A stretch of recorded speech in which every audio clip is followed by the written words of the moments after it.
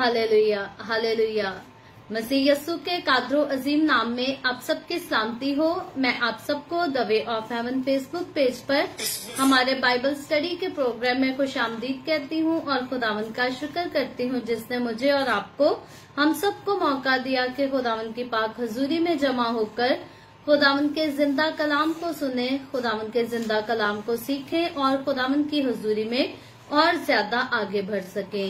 सो मेरे अजीजों, खुदावन के कलाम में से आस्तर की किताब उसके 3 बाब की पहली आयत से लेकर 6 आयत तक आज हम खुदावन के कलाम को सीखेंगे। और इससे पहले मैं खुदावन के कलाम को आप सबके साथ शेयर करूं, मैं गुजारिश करती हूं कि आप जितने मेरे साथ ऑनलाइन आ चुके हैं बराए मेहरबानी इस वीडियो को अपनी वॉल पर और दूसरे ग्रुप्स में जरूर शेयर करें ताकि मजीद लोग हमें खुदावन का कलाम सुनने के लिए ज्वाइन कर सकें। और साथ ही साथ अटेंडेंस के लिए, लकी ड्रॉ के लिए अटेंडेंस जो हम करते हैं, मैं नाम लेती चलूं जो लोग हमें ऑलरेडी ज्वाइन कर चुके हैं। इनमें से Shiri Arthur Mal, Rafiq Masih Moma, D Moon Arshad, Yusuf Patrick, Reda Akbar, Maria Mahmood, Jamila Khurram, Talat Golden और इसके अलावा दाऊद जोसेफ, शकील जावेद, प्रदीप एर्लिकर हमारे साथ मौजूद हैं, शगुफ्ता सैमुअल हमारे साथ मौजूद हैं, महक एंजल हमारे साथ मौजूद हैं, सुनैना खुरम हमारे साथ मौजूद हैं,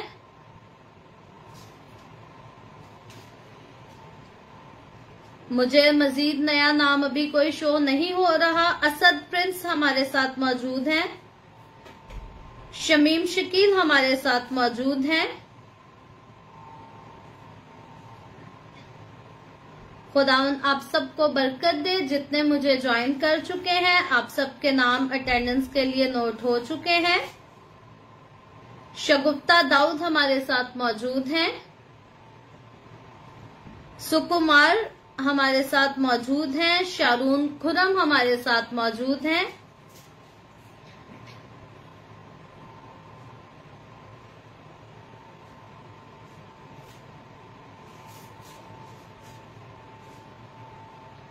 मैं चंद ही सेकंड वेट करूंगी। नए नामों का कमेंट्स कई बार शो नहीं होते सबके, सो मैं चंद सेकंड वेट करूंगी और इसके बाद हम खुदावन के कलाम को सीखेंगे। रोबन रफीक हमारे साथ मौजूद हैं, गगनदीप सिंह हमारे साथ मौजूद हैं जो कि पहले भी मौजूद हुआ करते थे लेकिन इनको मैंने आज देर के बाद देखा है। ब्रदर आप प्लीज डेली बेसिस पर ज्वाइन किया करें ताकि आपकी का नाम जो है वो डेली के अटेंडेंस में हमारे पास हो। रेवरेंड आमिर नजीर हमारे साथ मौजूद हैं, हमें ज्वाइन कर चुके हैं। सुंबल शहरियार हमारे साथ मौजूद हैं, कैरिश अलमास हमारे साथ मौजूद हैं,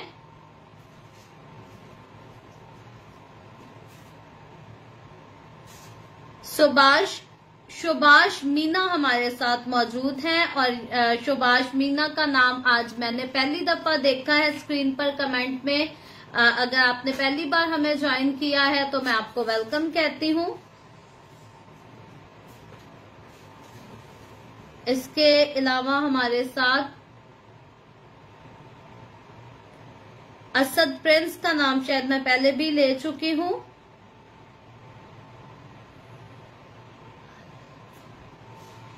चले जी, सबके नाम मेरा ख्याल हो चुके हैं। आप जितनों ने मुझे ज्वाइन किया है मैं आप सबकी शुक्रगुजार हूँ। आए हम वक्त को मजीद जाया नहीं करेंगे। महक एंजल खुदावंद आपको बहुत बरकत दे। Thank you for joining us. आप सबकी शुक्रगुजार हूँ। आप सबको खुदावंद बहुत बरकत दे। अपनी बाइबल मुकद्दस को मेरे साथ जरूर खोलें और निकालें। आस्तर की किताब उसके 3 बाब की पहली आयत से 6 आयत तक हम पढ़ेंगे। अगर अभी तक आपने वीडियो को शेयर नहीं किया तो प्लीज इस वीडियो को शेयर करें ताकि ज्यादा से ज्यादा लोग हमारे साथ मिलकर खुदावन के कलाम को सीख सकें। सो खुदावन के कलाम में यूं लिखा है, इन बातों के बाद अक्सोरियस बादशाह ने अजाजी हमदाता के बेटे हमान को मुमताज और सरफराज किया और उसकी कुर्सी को सब उमरा से जो उसके साथ थे बरतर किया और बादशाह के सब मुलाजिम जो बादशाह के फाटक पर थे हमान के आगे झुककर उसकी ताजीम करते थे, क्योंकि बादशाह ने उसके बारे में ऐसा ही हुक्म किया था। पर मर्द की ना झुकता ना उसकी ताजीम करता था। तब बादशाह के मुलाजमों ने जो बादशाह के फाटक पर थे मर्दगी से कहा, तू क्यों बादशाह के हुक्म को तोड़ता है? जब वो उससे रोज कहते रहे और उसने उनकी ना मानी, तो उन्होंने हामान को बता दिया ताकि देखे कि मर्दगी की बात चलेगी या नहीं, क्योंकि उसने उनसे कह दिया था कि मैं यहूदी हूँ। जब हामान ने देखा कि मर्दगी ना झुकता ना मेरी ताजीम करता है, तो हामान गुस्से से भर गया, लेकिन फकत मर्दगी ही पर हाथ चलाना अपनी शान से नीचा समझा, क्योंकि उन्होंने उसे मर्दगी की कौम बता दी थी। इसलिए हामान ने चाहा कि मर्दगी की कौम यानी सब यहूदियों को जो अक्सोरियस की पूरी ममलकत में रहते थे हलाक करे।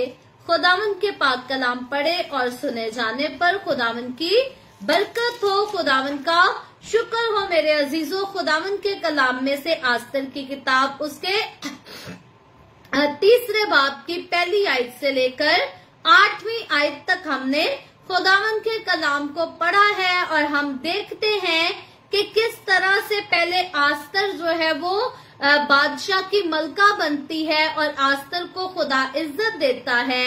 आस्तर को इज्जत देने के बाद खुदा जो है किस तरह से मर्दगी को इज्जत देता है और अब मर्दगी की इज्जत के भरने के साथ साथ अब तीसरा स्टेप जो आता है, यहाँ पर हामान का जिक्र आया है कि जब आस्तर जो है वो मलका बन चुकी होती है और उसके बाद आस्तर के बाद 2 लोग जो बादशाह के खिलाफ साजिश करते हैं और मर्दगी उस साजिश को आस्तर तक पहुंचाता और आस्तर उस साजिश को बादशाह तक पहुंचाती है, तो इस तरह से मर्दगी की इज्जत में भी इजाफा होता है।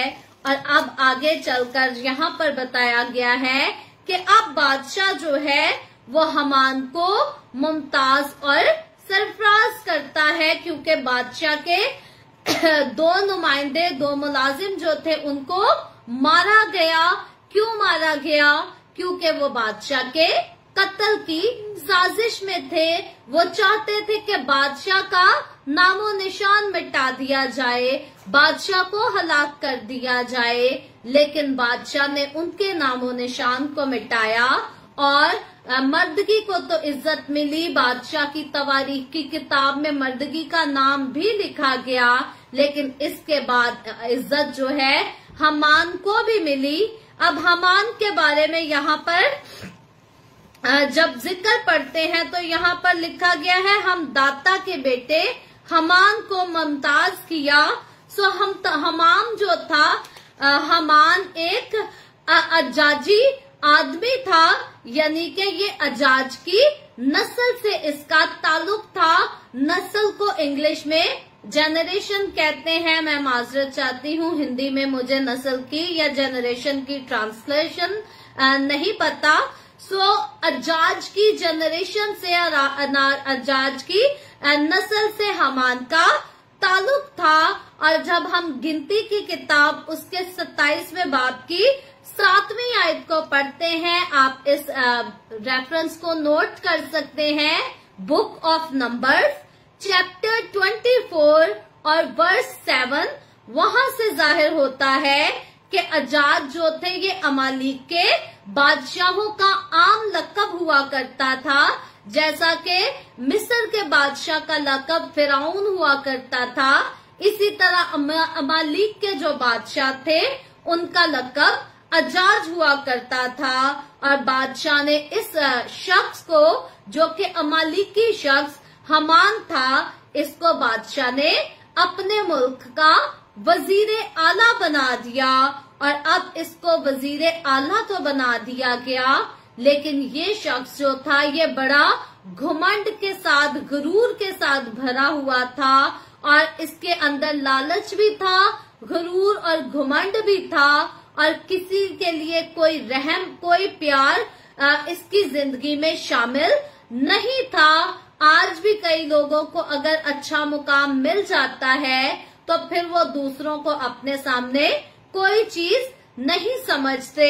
हमान भी एक ऐसी ही शख्सियत थी, ये भी एक ऐसा ही शख्स था, और ऐसे शख्स को जब वजीर आला की कुर्सी पर बिठा दिया गया, ऐसे शख्स को जब वजीर आला का रुतबा दे दिया गया, तो यहाँ पर बताया गया है कि इस शख्स की आगे शानो शौकत कैसी थी।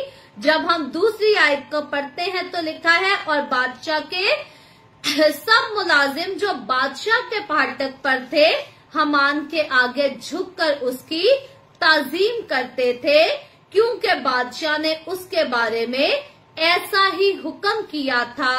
पर मर्दगी ना झुकता था, ना उसकी ताजीम करता था। सो यहाँ पर बादशाह का हुक्म ये था कि हमान को सारे झुककर सिजदा किया करेंगे उसकी ताजीम में, क्योंकि वो वजीर आला बन चुका है, बादशाह ने उसकी इज्जत बढ़ाई है। तो जरूर है कि जिसकी इज्जत को बादशाह बढ़ा दे, आम जो है कौम के लोग भी उसकी इज्जत ही करें। सो इसकी इज्जत में लोग झुकेंगे। ये काम बाकी बादशाह के सारे मुलाजिम जो थे किया करते थे, लेकिन मर्दगी जो था ये इस काम को नहीं करता था। मर्दगी इस काम को क्यों नहीं करता था?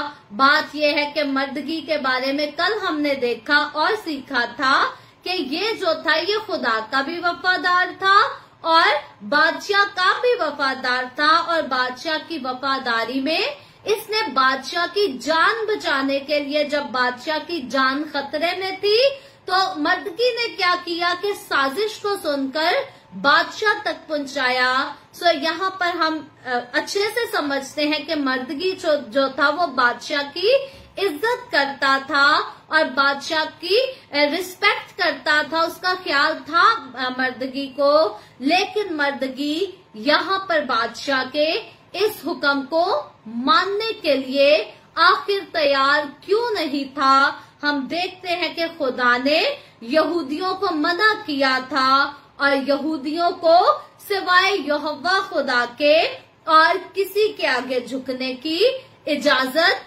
नहीं थी। जब हम खरूज की किताब उसके 20वें चैप्टर को पढ़ते हैं तो हमें क्लियर पता चलता है, और बाकी शरीयत की किताबों को जब हम पढ़ते हैं तो खुदा बार बार एक ही बात इस्राएल को समझाता है कि यहोवा खुदा के अलावा और किसी के आगे नहीं झुकना और किसी की ताजीम में सर नहीं झुकाना।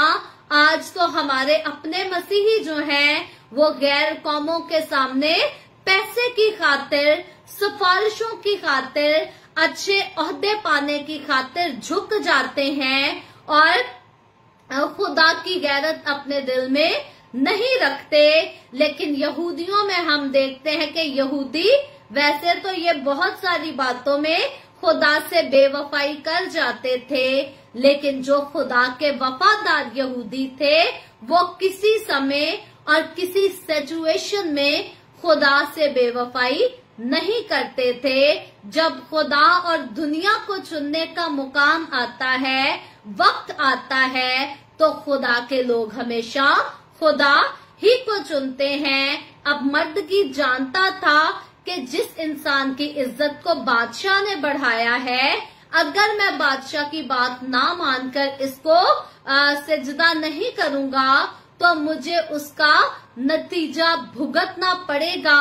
इस बात का मर्दगी को खूब इल्म था, लेकिन उसके बावजूद मर्दगी यहाँ पर यहोवा खुदा को नाराज करना नहीं चाहता था और मर्दगी हर हाल में खुदा की ज्यादा वफादारी करना चाहता था, इंसान से हटकर, और इस बात के साथ मर्दगी की जो है अपनी जान नहीं बल्कि पूरी कौम बनी इस्राइल यहूदी कौम को खतरे का सामना करना पड़ता है। लेकिन हम देखते हैं कि बाइबल मुकद्दस में सिर्फ मर्दगी ऐसा इस्राएली नहीं है जो कि दूसरे शख्स के सामने झुकने से, उसकी ताजीम करने से इनकार कर देता है, बल्कि मर्दगी थे तो यहाँ पर जो कॉन्सिक्वेंसेस देखने थे। इसके अलावा आगे चलकर इन फ्यूचर हम सिद्रक, मिस्र, अब्दुलनजू के बारे में पढ़ेंगे। उनको जलती हुई आग की भट्टी में डाल देने का थ्रेट था, धमकी थी, उनको वार्निंग दी गई थी कि आग की जलती हुई भट्टी में डाल दिया जाएगा अगर वो दूसरे माबूद को सिजदा नहीं करेंगे। लेकिन सिद्रक, मिशक, अब्दुलनजू जो थे वो यहोवा खुदा को सिजदा करते थे और उन्होंने भी बादशाह की बात को मानने से इनकार कर दिया और आग की भट्टी में जाना पसंद किया, कबूल कर लिया। इसके अलावा डैनियल के बारे में हम जब देखते हैं, दानियल नबी, उसको शेरों की मांद में जाना पड़ा, लेकिन शेरों की मांद में जाने से पहले भी जो है डैनियल ने किसी सूरत खुदा से इनकार ना किया और खुदा के अलावा किसी दूसरे को सिजदा करना गवारा ना किया। आज तो हमारे मसीही में कम्युनिटी में से कई ऐसे लोग हैं जो बिक चुके हैं ओहदों को पाने के लिए, अपने रुतबे को पाने के लिए गैर मसीहों के आगे जाकर तरले मिन्नतें करते हैं, झुकते हैं, उनकी उंगलियों के इशारों पर नाचते हैं और उनके पीछे लगकर अपने ओहदे को पाने के लिए मसीहों के खिलाफ बोलते हैं, खुदा के इस्राएल पर लानत करते हैं कि अगर हम गैर मसीहों के साथ रहेंगे, उनके पैर पकड़कर जो है उनकी हर बात मानेंगे, उनकी सारी हाँ में हाँ मिलाएंगे, तो हमें शायद कोई अच्छी कुर्सी मिल जाए, अच्छी जगह मिल जाए और बाद में कहेंगे खुदा की तरफ से मिली है। याद रखें, जब खुदा और इंसान को चुनने की बात आती है या खुदा और हुकूमत को भी चुनने की बात आती है, बाइबल मुकद्दस सिखाती है कि अपनी आला हुकूमतों के ताबे रहो, लेकिन बाइबल मुकद्दस ये नहीं बताती, ये नहीं सिखाती कि अपनी आला हुकूमतों की ताबेदारी करने के लिए खुदा के नाफरमान हो जाओ। अगर आला हुकूमत कोई ऐसी काम, कोई ऐसी बात या कोई ऐसा कानून पास करती है जो हमारे जिंदा खुदा की शान के खिलाफ जाता है, तो हम अपनी हुकूमत की नाफरमानी कर सकते हैं। अब ये नहीं कि हमारी हुकूमत ने कहा कि जितने कौम के लोग हैं, जितने मज़ाहिब के लोग हैं, आ जाए सारे इकट्ठे होकर, उनको हमारे मजहब को मानना पड़ेगा। तो बड़े मसीही लोग जो है 2000 साल से अपनी गर्दनें कटवाते आए हैं, अपने आप को जिंदा आग में जलने के लिए देते आए हैं, लेकिन उन्होंने खुदावंद यीशु का इनकार नहीं किया और दूसरे मज़ाहिब की पैरवी नहीं की। यहाँ पर मर्दगी के आगे सिचुएशन ऐसी ही थी, वो यहोवा खुदा को नहीं छोड़ सकता था। और जब यहोवा खुदा और बादशाह के हुक्म, इन दोनों में से चुनने की एक बात थी, तो उसने बादशाह के हुक्म को, जिस बादशाह की वो बहुत इज्जत करता था और इस बादशाह की बीवी होने के लिए इसने अपनी बहन यानी कि अपनी बेटी को दिया था। थी तो बहन आस्तर, लेकिन उसको बेटी करके पाला था। सो इस बादशाह की इज्जत को तो अब इसकी नजर में डबल हो चुकी थी। लेकिन इसके बावजूद जब बात आती है यहोवा खुदा की, तो इसने बादशाह के हुक्म को मानने से साफ इनकार कर दिया। मेरी आज भी दिल से दुआ है, खुदा हमारी कौम को समझ दे, मर्दगी जैसे बने, सिदरत, मिसक, अब्दुल नजू जैसे बने, दानियल नबी जैसे बने कि हमें समझौता नहीं करना इस दुनिया के साथ। कई लोग कहते हैं दीन दुनिया साथ साथ है, लेकिन याद रखें खुदा हमारी 50-50 के ईमान को और 50-50% वाले हमारे किरदार को पसंद नहीं करता कि दिन में हम खुदा को खुश करें और रात में हम दुनिया को खुश करें, या रात में खुदा को खुश करें और दिन में हम दुनिया को खुश करते रहें। खुदावंद हमसे चाहता है कि हम मुकम्मल तौर पर अपनी जिंदगी से, अपने कामों से, अपनी बातों से खुदा को खुश करें। जैसा कि बड़ा खूबसूरत गीत है, मेरे जीवन में यीशु तेरा नाम जलाल पाता रहे, मेरा उठना बैठना चलना तुझे भाता रहे। सो हमारा सब कुछ जो है, जो कुछ हम अपनी जिंदगी में करते हैं, इसके वसीला से हमें खुदा को खुश करना है। और अगर हम खुदा ही को खुश नहीं कर सकते तो याद रखें कि मेरे और आपके, हमारे इस जीवन का, हमारी इस जिंदगी का कोई फायदा नहीं। इस बात को मेक श्योर किए बगैर इस दुनिया से चले जाएं तो चले जाएं कि हमारे दोस्त खुश हैं या नहीं, दैट्स नॉट अ प्रॉब्लम। हमारी फैमिली, हमारे रिश्तेदार, हमारा माशरा हमसे खुश है या नहीं, that's not a big problem. Big problem ये है कि अगर हमारा खालिक हमसे खुश नहीं है तो वक्ती तौर की ये दुनिया जिसमें मैं और आप, हम परदेसी और मुसाफिर होकर आए हैं, इस दुनिया को जब हम छोड़ेंगे तो अपने खालिक की हजूरी में, अपने जिंदा खुदा की हजूरी में हम नहीं मुंतकिल किए जाएंगे, हम वहां किसी सूरत नहीं पहुंचाए जाएंगे। फिर चाहे हमारे घर वाले बिरयानियां लेकर गरीबों को, यतीमों को, बेवाओं को बांटे या गरीबों को कपड़े लेकर दें, किसी की नेकी से हमें जन्नत नहीं मिलेगी। अगर हम अपने खालिक को खुश करते हैं तो याद रखें माशरा भी हमसे फिर खुश होने लग जाता है, क्योंकि जब हम किसी की बदी के एवज किसी दूसरे के साथ बदी नहीं करते तो इससे दूसरे लोगों को भी बरकत मिलती है। लेकिन अगर हम इस माशरे को खुश करने की कोशिश करते रहें और जिंदा खुदा को नाराज करते रहें तो माशरा भी कभी खुश नहीं होगा और खुदा भी कभी खुश नहीं होगा, क्योंकि मेरा और आपका, हमारा खुदा हमसे हमारा दिल चाहता है कि हमारे दिल की धड़कन जो है वो उसके नाम से चले, हमारी सांसें जो है वो हमारे यीशु के नाम से चलनी चाहिए और हमें उसी की मोहब्बत का दम भरना चाहिए, क्योंकि वो ही हमारा कफारा है, वो ही हमारा निजात दहिंदा है। और अगर वो हमारी जिंदगी में नहीं तो याद रखें हमारी जिंदगी बिल्कुल बेकार है, किसी काम की नहीं।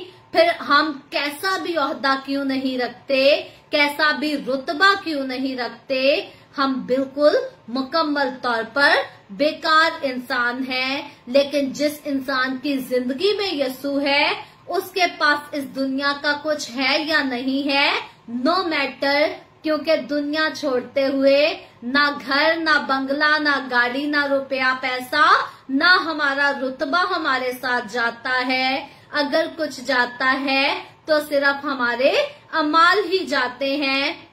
और इसीलिए एक शायर बड़ी खूबसूरती से गीत गाता है कि दुनिया दी शानो शौकत दुनिया चे रह जानिए, तेरे नाल अमाला बाजों कोई शय होर न जानिए। याद रखें दुनिया की शानो शौकत, दुनिया का मुकाम, दुनिया का रुतबा, ये सभी कुछ इधर रह जाना है, हमारे साथ हमारे अमाल जाएंगे। और खुदावंद का कलाम बताता है कि मुकद्दस जब मसीह में सो जाते हैं तो उनके अमाल जो हैं उनके साथ साथ चलते हैं और खुदावंद के फरिश्ते मुकद्दसों को जैसे ही वो अपने जिंदगी का दम तोड़ते हैं उनको आलमे बाला पर ले जाते हैं। इसलिए मसीह को मानने वाले अपने अजीजों के मरने के बाद उनकी जन्नत की दुआ नहीं करते, क्योंकि मसीही वाहिद दुनिया की एक ऐसी कौम है जिसके पास गारंटी दी है खुदावंद ने बाइबल मुकद्दस में, यीशु मसीह ने गारंटी दी है कि अगर हम मसीह में मुएंगे तो हम मरेंगे नहीं बल्कि सो जाएंगे, और जब यीशु आएगा तो फिर से हम यीशु के साथ जिंदा किए जाएंगे, बादलों पर उठा लिए जाएंगे। याद रखें, अगर हम अपने बच्चों को बताते रहें कि बेटा ये दिन का टाइम है, दिन का टाइम है, और बच्चे जिद करके कहे नहीं रात है, रात है, तो आखिरकार माँ बाप खींच के थप्पड़ लगाएंगे और कहेंगे तुझे नजर नहीं आ रहा, बता नहीं रहा दिन है। इसी तरह खाने पीने की चीज रख के देख ले बच्चों के सामने, हेल्दी खुराक रखें, बच्चों को कहे बेटा ये हेल्दी मील है, इसे खाओ, बच्चा कहेगा नहीं नहीं नहीं मुझे तो स्नैक ही खाने हैं, मुझे तो पापड़ खाने हैं, या मुझे तो कैंडी खानी है। आखिरकार माँ बाप जो है थप्पड़ लगा कर कहते तेनू क्या नहीं है, खाना खा पेना फिर कैंडी मिलेगी, मेरा बेटा हंस रहा है सुनकर।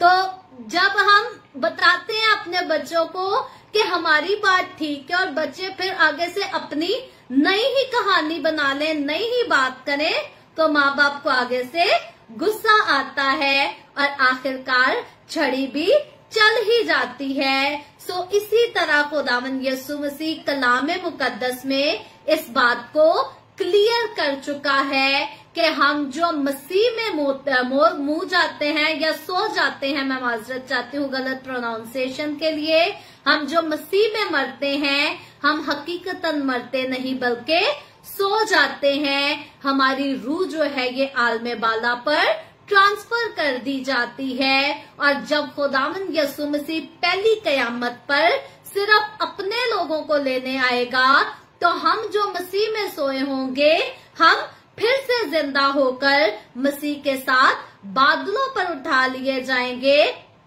अब मसीह ने तो बता दिया हमें, it's very clear in the Bible. और इसके बाद अब हमारा कोई अजीज मर जाता है, सारी जिंदगी उसने खुदा में गुजारी है और अब वो दुनिया से चला गया है, तो अब हम देगे बांट रहे हैं, कभी किसी पादरी साहब को जाकर कहते हैं, कभी किसी फादर को कहते हैं जी दुआ करो रब नू जन्नत नसीब करे, जन्नत नसीब करे। वो आलमे बाला पर जा चुका है, ही इज ऑलरेडी गॉन।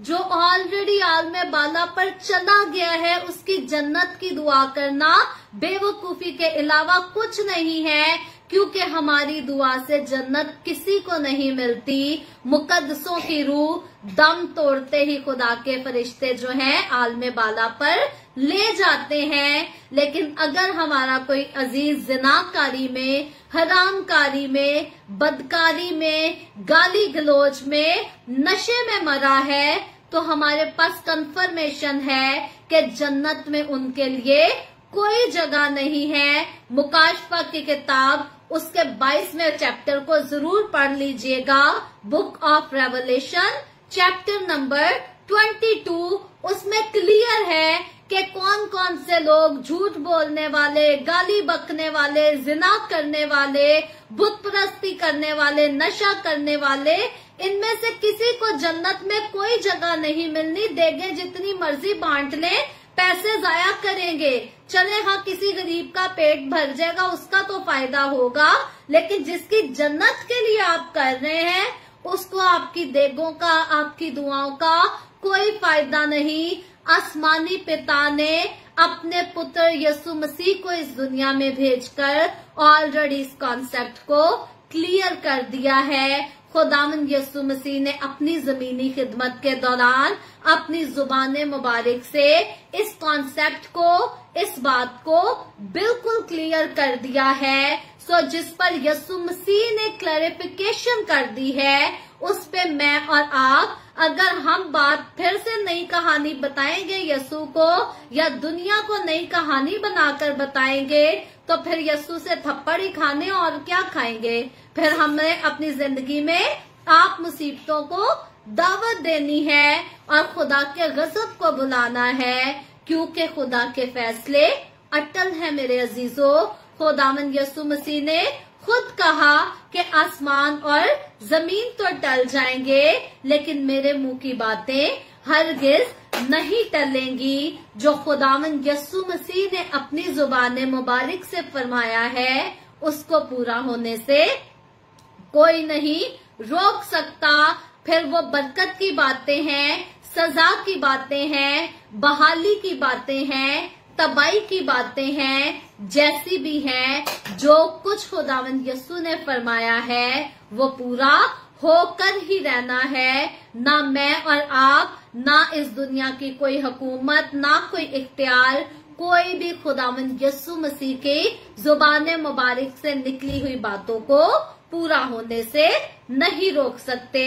सो यहाँ पर हमान की तरफ आते हैं कि हमान जो है ये मर्दगी को एक नई आजमाइश में डालता है, क्योंकि ये बात जब हमान तक पहुंचती है कि मर्दगी जो है वो यहूदी होने की वजह से हमान के आगे झुककर उसे सिजदा करना नहीं चाहता, तो अब हमान को और ज्यादा गुस्सा आता है, उसका कहर भड़क जाता है और अब वो अकेले मर्दगी को सजा देना नहीं चाहता, क्योंकि उसे पता है ये शख्स यहूदी है और यहूदियों के मुताबिक और किसी को सजदा रवा ही नहीं है, जायज ही नहीं है। तो अब मर्दगी कहता है कि जिसकी कौम, जिसका फेथ मुझे सजदा अलाउ नहीं करता, मैं उस कौम को दुनिया पर से मिटा डालूंगा, हलाक कर दूंगा इस कौम को। लेकिन याद रखें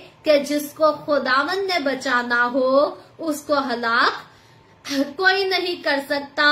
इस दुनिया में हमारे पास साधु सुंदर सिंह की बड़ी खूबसूरत मिसाल है, जो कि ज्यादा पुरानी नहीं, 18वीं सदी की बात है कि किस तरह से 18वीं या 19वीं सदी की बात है, माजरत चाहती हूँ अगर थोड़ा आगे पीछे कर जाऊं। साधु सुंदर सिंह को बड़े लोगों ने मारने की कोशिश की, लहू लहान किया, लेकिन साधु सुंदर सिंह को खुदा ने किसी इंसान के हाथ से नहीं मरने दिया। जब हम साधु सुंदर सिंह की जिंदगी पर और उसकी परसिक्यूशन पर गौर करते हैं, एक ऐसा समय उसकी लाइफ में आया कि उसको मुकम्मल तौर पर किल करके, मारकर उसकी डेड बॉडी को उन्होंने एक बोरे में डालकर, उसे बांधकर, और उस बोरे में उन्होंने चारों तरफ से चाकू खबो दिए, उसकी डेड बॉडी में भी चाकुओं को खबोकर, और उस बोरे को उन्होंने खाई में फेंक दिया और चले गए। कुछ देर के बाद वो बोरा खुलता है और साधु सुंदर सिंह उससे जिंदा बाहर निकलता है, और साधु सुंदर सिंह के बदन के ऊपर कोई जख्म, कोई दाग, कोई झुर्री, कुछ भी नहीं, कोई खून भी नजर नहीं आता। सो ये है खुदा की कुदरत, जिसको खुदा ने नहीं किसी के हाथ से मरने देना, उसको खुदा ने नहीं मरने देना। जिनकी शहादत खुदा की तरफ से तय है वो तो शहीद होंगे। खुदावंद यीशु मसीह के शागिर्दों में से हम देखते हैं, सिवाय यूहन्ना रसूल के बाकी सारे रसूलों को शहीद होना पड़ा, उनको दूसरे लोगों के हाथों से अपनी जान का फिदिया देना पड़ा। लेकिन यूहन्ना रसूल वाहिद यीशु का शागिर्द है जिसको शहीद नहीं किया गया, बल्कि वो अपनी मौत मरा और इस दुनिया से गया, मसीह में सो गया। और जिस दिन मसीह आएगा पहली कयामत पर अपने मुकद्दसों को लेने, तो वो भी फिर से दोबारा हमारे साथ इसी तरह रैप्चर में भी शामिल होंगे। मसीह यीशु के सारे शागिर्द हम सब मसीह के साथ होंगे, हम सब यीशु के साथ मिलेनियम किंगडम को सेलिब्रेट करेंगे, 1000 साला बादशाही को मनाएंगे। मैं इस बादशाही का जिक्र तकरीबन सारी एपिसोड्स में किसी न किसी तरह से करती ही हूँ। वजह यह है कि मेरा और आपका ध्यान, तवज्जो इसी तरफ होनी चाहिए, क्योंकि जब हम आए हमारे बाप पढ़ते हैं, दुआए रुबानी पढ़ते हैं, तो हम हर रोज दुआ करते हैं कि तेरी बादशाही आए। लेकिन बहुत सारे मसीही लोग इस बात को नहीं जानते कि हम किस बादशाही के आने की दुआ करते हैं। हम मिलेनियम किंगडम के आने की, 1000 साला बादशाही के आने की दुआ को आए हमारे बाप में पढ़ते हैं। और खुदावन ने इस लाइन को, इस सेंटेंस को इसीलिए दुआए रुबानी में शामिल किया ताकि मेरी और आपकी तवज्जो जो है इस दुनिया की रंगरलियों से हटकर मसीह की बादशाही तक लगी रहे, मिलेनियम किंगडम तक लगी रहे, और हम अपने आप को उस बादशाही के लिए तैयार कर सकें, अपने यस्सु के सामने हाजिर होने के लिए और उसके साथ जश्न मनाने के लिए तैयार कर सकें। सो यहाँ पर अब हामान जो था वो यहूदियों को कत्ल कराना चाहता है, और यहूदी कौम ये है जिसके साथ खुदा का वादा है कि कोई इस कौम को नहीं मिटा सकेगा। जो शैतान उस वक्त हामान में आया था वही शैतान आज भी इसराइल के अराउंड रहने वाले ममालिक में और उन कौमों में कसरत से आज भी आया है, काम कर रहा है। और कई तो हमारे पाकिस्तानी भाई भी फख्र से कहते हैं कि इसराइल ने तो इंशाल्लाह हलाक हो ही जाना है, इसने तबाह हो जाना है, इसका कुछ नहीं बचना। लेकिन याद रखें खुदावन के वादे पूरे होते हैं, और खुदा का वादा है इसराइल के साथ कि कोई इसराइल को हलाक नहीं कर सकेगा। इसराइल का कोई इख्तिताम नहीं, कोई खात्मा नहीं होना। दुनिया की सारी फौजें जितनी मर्जी कोशिश कर लें, भले दुनिया के सारे ममालिक एक होकर भी इसराइल पर आ पड़े, तो भी खुदा अपने इसराइल को तबाह और बर्बाद नहीं होने देगा। हाँ, वक्ती तौर की शिकस्त की बात अलग है, लेकिन ये जो जुमला कहते हैं कि इसराइल को सफे हस्ती से मिटा देंगे, ऐसा कभी भी मुमकिन नहीं। जंग में हार जीत चलती है, कभी एक मुल्क का पलड़ा भारी तो कभी दूसरे मुल्क का पलड़ा भारी हो जाता है। ये सारी जंगों में ऐसा ही होता है। लेकिन कोई इसराइल को सफे हस्ती से मिटा दे, उनका नामो निशान खत्म कर दे, ऐसा कभी भी मुमकिन नहीं, क्योंकि खुदा ने इनसे वादा किया है कि कोई इनके नाम को दुनिया पर से मिटा नहीं सकेगा। ये शरारत यहाँ पर हामान के दिल में तो आती है, लेकिन हामान जो है इस काम को कर नहीं पाता। हामान जो है उस काम का हकीकतन शख्स था जिसके खिलाफ जो है नस्ल दर नस्ल खुदा ने जंग करने की ऑलरेडी कसम खाई हुई थी, जिसका जिक्र मैंने शुरू में किया कि हामान जो था वो अमालिकी था, और मर्दगी जो था उसने तो यहोवा खुदा के अलावा उस शख्स के सामने कभी नहीं झुकना था जिसकी जनरेशन टू जनरेशन खुदा ने जंग करने की कसम खाई हो। आप इसके लिए रेफरेंसेस नोट कर लें। खरूज की किताब बुक ऑफ एक्सोडस 17 बाब और उसकी 16वीं आयत, और इसके बाद इस्तिस्ना की किताब उसके 25वें बाब की 17वीं आयत। इस्तिस्ना मैं माजरत चाहती हूँ हिंदी में जो है, हाँ जी, इस्तिस्ना जो है हिंदी में व्यवस्थाविरन बुक है। सॉरी, मैं इतना अच्छा से प्रोनाउंस नहीं कर पाई। और खरूज जो है ये निर्गमन है। तो निर्गमन की किताब उसका 17 चैप्टर 16वीं वर्ष, और व्यवस्था जो है इसके 25वें बाब की 17वीं आयत। आप इन रेफरेंसेस को नोट कर सकते हैं, जहां पर हकीकतन आप जानेंगे कि खुदा अमालिकियों के खिलाफ था, जैसा कि आज खुदा सबसे ज्यादा किसके खिलाफ है।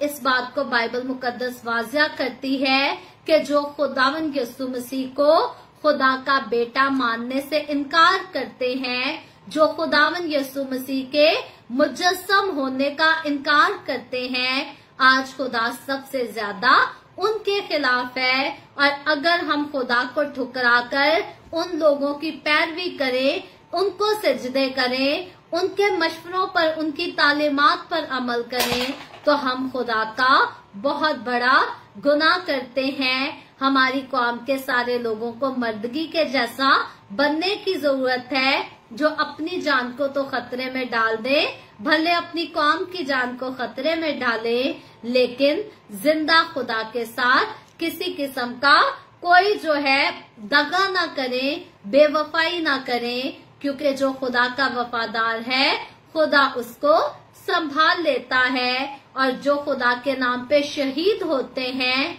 उनका रुतबा खुदा की बादशाही में आम लोगों से कहीं ज्यादा बड़ा है। सो यहाँ पर मर्दगी ने किसी किस्म का कोई कॉम्प्रोमाइज ना किया, ना अपनी जान को बचाने के लिए और ना अपनी कौम को बचाने के लिए। और चौथी, पांचवी, छठी आयत को मैं इकट्ठे पढ़ूंगी। लिखा है, जब वो उससे रोज कहते रहे और उसने उनकी ना मानी, तो उन्होंने हामान को बता दिया ताकि देखे कि मर्दगी की बात चलेगी या नहीं, क्योंकि उसने उनसे कह दिया था कि मैं यहूदी हूँ। जब हामान ने देखा कि मर्दगी ना झुकता, ना मेरी ताजीम करता है, तो हामान गुस्सा से भर गया, लेकिन फकत मर्दगी ही पर हाथ चलाना अपनी शान से नीचे समझा, क्योंकि उन्होंने उससे मर्दगी की कौम बता दी थी। इसलिए हामान ने चाहा कि मर्दगी की कौम यानी सब यहूदियों को जो अक्सूरियस की पूरी ममलकत में रहते थे हलाक करे। सो इनकी हलाकत की ख्वाहिश जो है अब मर्दगी के दिल में, उसके जहन में उतर जाती है, और वो इस पर अमल कैसे करता है इसको खुदावंद ने चाहा तो हम कल के दिन जरूर इसी तरह the way of haven Facebook page पर ऑनलाइन आकर सीखेंगे। खुदावंद आज के कलाम के वसीला से मुझे और आपको, हम सबको बहुत बरकत दे। आए हम सब अपने सरों को खुदावंद की हुजूरी में झुकाएंगे और दुआ करेंगे। और इससे पहले मैं दुआ करूं, आप सबसे गुजारिश करती हूं, आपके पास कोई भी प्रेयर रिक्वेस्ट है तो आप जरूर नीचे कमेंट में लिख सकते हैं।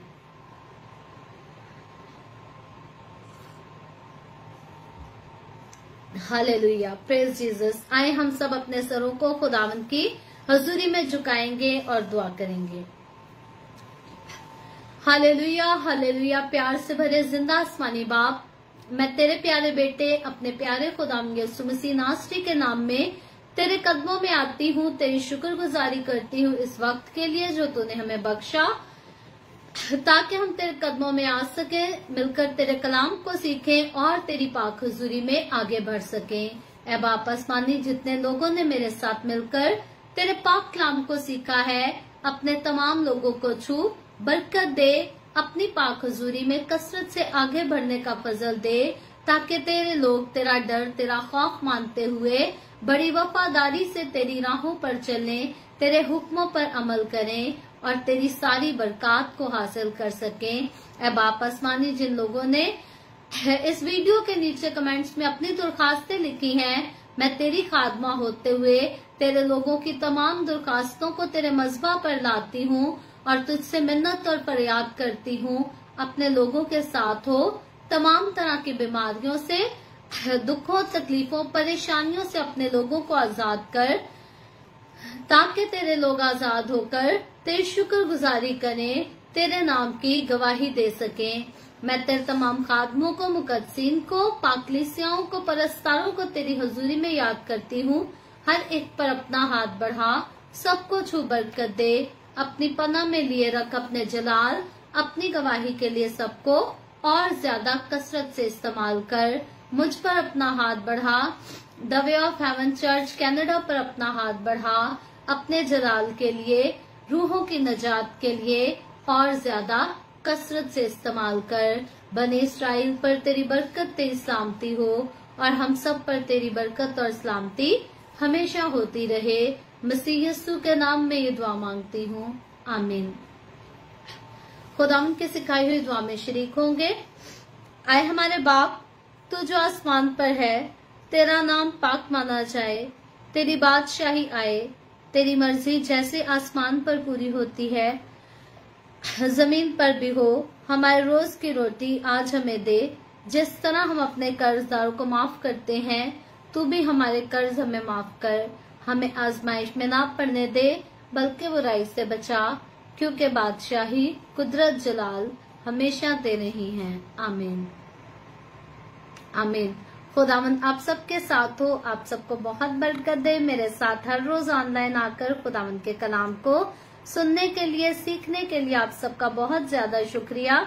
इस कलाम को जगह जगह शेयर करते रहें ताकि हम सब के वसीला से अंजील की मनादी कसरत से हो सके। सो कल फिर खुदावंद ने चाहा तो the way of haven Facebook page पर ऑनलाइन आकर खुदावंद के कलाम को सीखेंगे। पाकिस्तान के सुबह 7 बजे, इंडिया के सुबह 7:30 बजे और कनाडा टोरंटो टाइम के मुताबिक रात को 10 बजे। आप जरूर खुद भी आए, दूसरों को भी दावत दें ताकि मजीद लोग हमारे साथ मिलकर खुदावंद के कलाम को सीखते रहें। खुदावंद की